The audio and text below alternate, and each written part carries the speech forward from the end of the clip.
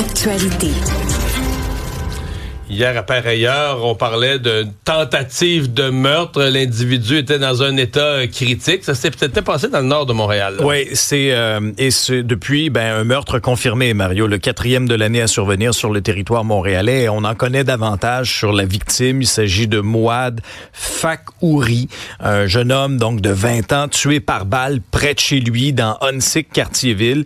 C'est survenu donc vers 21h mercredi, et on en sait davantage un peu sur son passé. Selon ce qu'on peut lire dans le journal ce matin, il aurait été interpellé à diverses reprises par les policiers dans l'ouest de Montréal ainsi que sur la Rive-Nord. Il n'avait pas d'antécédents criminels toutefois, mais il aurait, selon ce qu'on peut lire dans le journal, des liens avec le gang 64. Ça, c'est une référence à la ligne d'autobus 64 qui sillonne l'arrondissement de Saint-Laurent jusqu'à la station de métro Côte-Vertu. Et les membres de ce gang-là seraient actifs dans le vol de véhicules. Il a été atteint, je vous rappelle, par plusieurs projectiles d'armes à feu. Son décès qui a été constaté là, à l'hôpital. Et les voisins n'avaient pas nécessairement entendu des détonations comme telles, là, mais l'individu avait été retrouvé là, près de son véhicule. Il y a des gens qui l'ont échappé belle hier à Saint-Bruno de Montarville. Mais en bordure de l'autoroute 30, c'est un petit avion Cessna. C'est que je me faisais couper les cheveux à peu près à 3 minutes de là. Hein? Oui, vraiment. Ah oui, hein? Pas dans le champ. Pas hier. Oui, à l'heure où c'est arrivé, ou à peu près. Au même moment? Oui, je pensais que tu nous comptais. J'étais juste à côté. T'as une coupe fraîche? Ah oui, non, ben regarde ça. Non, mais regarde ça comme si c'est bien coupé. Mais c'est propre. C'est propre. Là. Oui. Ça, c'est vrai. Alors, pendant que Mario se faisait couper les cheveux, il y a un petit avion Cessna qui s'est écrasé en bordure de l'autoroute 30. Heureusement, les deux occupants du Cessna s'en sortent indemnes. Et selon les informations de nos collègues de TVA Nouvelles, l'aéronef aurait subi une panne de moteur en plein vol. Alors là, le pilote a essayé de faire un atterrissage d'urgence. Des images vraiment là, quand même spectaculaires de l'appareil là, qui s'est retrouvé là, dans une fâcheuse position.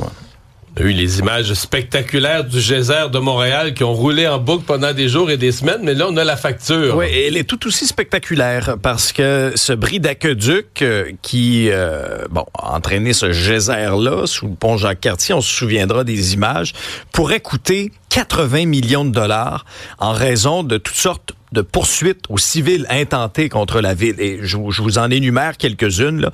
Télé-Québec. Mais Télé-Québec a subi des dommages. Oui. Moi, j'ai parlé à des gens de Télé-Québec qui me racontaient, mais c'est une tragédie là-bas. Là. Oui. Ils ont été inopérants, tous des départements inopérants pendant des jours. Ils ont perdu des archives. On a craint pour le costume de passe-partout. Et ça a été, c'était le drame. Les costumes, c'était beau. Oui, mais on a eu peur. On s'est 20 millions.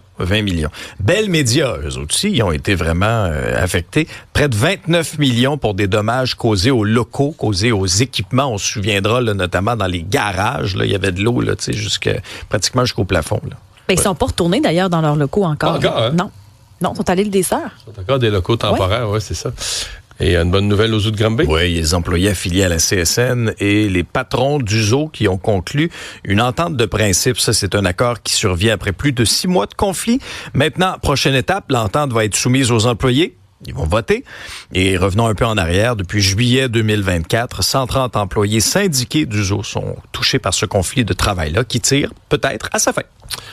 Isabelle, t'as souhaité lui parler cette semaine parce qu'il y a eu un revenant en fin de semaine en musique. Ça rappelait des souvenirs. Michel Gatignol du groupe Madame dans les années 80, c'était hyper populaire.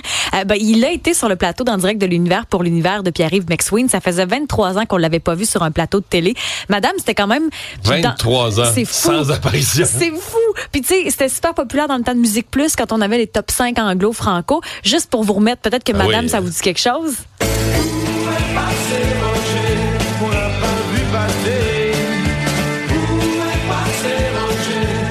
J'ai demandé à Michel, finalement, là, est-ce que vous l'avez retrouvé, Roger, toutes ces années? Je vais pas demander ça pour vrai. Pour vrai.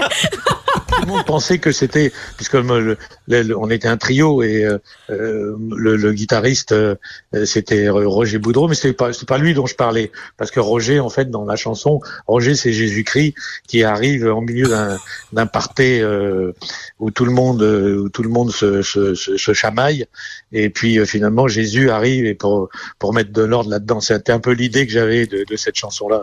Avoue qu'on savait pas ça. Ben d'abord, Jésus-Christ savait pas qu'on allait l'appeler Roger un jour non plus. plus. Des fois, il y a un deuxième degré des chansons qu'on comprend pas toujours. Ouais, on n'a pas tout saisi. Bon, là, elle se prépare pas un retour, leur affaire? Ça pourrait, oui, parce qu'il a lancé un album lui-même. Au fait, chacun des musiciens est encore actif aujourd'hui. C'est un band quand même du Lac-Saint-Jean qui avait sa couleur parce qu'il y avait quand même le chanteur qui avait cet accent français, la gang du Saguenay-Lac-Saint-Jean. Et Roger. Et Roger qui était avec eux autres. Quand on sait maintenant que c'était Jésus-Christ.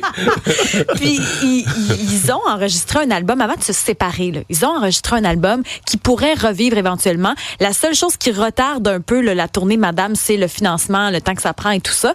Mais oui, ils aimeraient ça avec le répertoire d'antan et les nouveautés qui sont sorties cet automne, refaire une tournée. Et ce que je Madame sur TikTok. Madame sur 2025, bienvenue. Le retour de Madame. Faut-tu dire Mademoiselle, Madame? Je le sais plus. Mais chose certaine, c'est qu'il y a un album qui n'a jamais vu le jour et ça, on devrait l'entendre cet automne. Il y a 2 chansons inédites, mais le reste, c'est de répertoire, mais joué, on avait fait une 50aine de shows, donc il y avait une énergie donc on voulait profiter de ça. Donc on a enregistré nos chansons, des chansons connues et moins connues, directement en studio comme ça pour avoir l'énergie du live.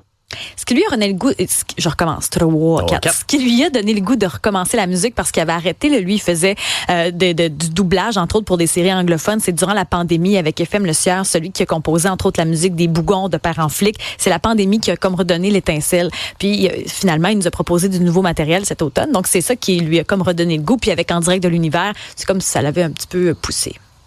Si tu fais la main pour payer tes factures, check ton exposure, si pour être belle, tu te serres la ceinture, check ton exposure. Ça sonne comme dans les années 90. Ouais, c'est ça.